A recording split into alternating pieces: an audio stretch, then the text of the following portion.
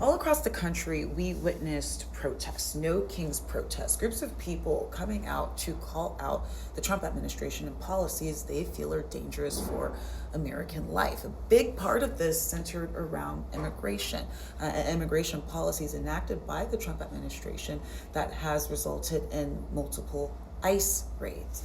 Well, I wanted to check in with a Republican, somebody who supported Donald Trump, Mark Roundtree, a panelist on our Sunday show called The Georgia Vote, to get his thoughts on those Republicans who say that they had supported Donald Trump in the election, but they don't agree with how everything's going down right now. What do you make from those Republicans who are still Republicans, but they say they just do not like what they are seeing right now?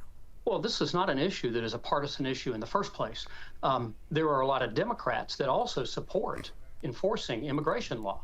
What these protesters should be doing is protesting to change the law if that's what they want. But it's absurd that they would protest saying we should not enforce the law.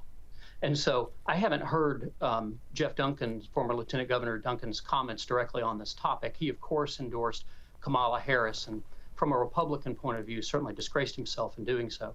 But I think there are Republicans that may have some issue with this, but there are Democrats that also have issue with the way that the left is portraying this. It's not a coincidence that the left and the Democrats hemorrhaged voters in 2024 over particularly this issue. If the Democratic Party had taken a serious candidate for president, there could have been a different result. But Kamala Harris was not the candidate that was going to be able to drive home issues like this and make people understand why we should have essentially open borders. That's what she would have essentially argued without using that terminology.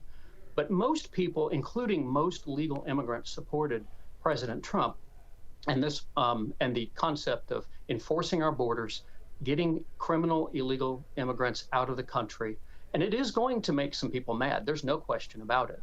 I don't think this is a coincidence. I don't think this is a surprise to anybody that this is sort of the result of the election, and it's certainly not a coincidence that it's a result of the enforcement of our laws.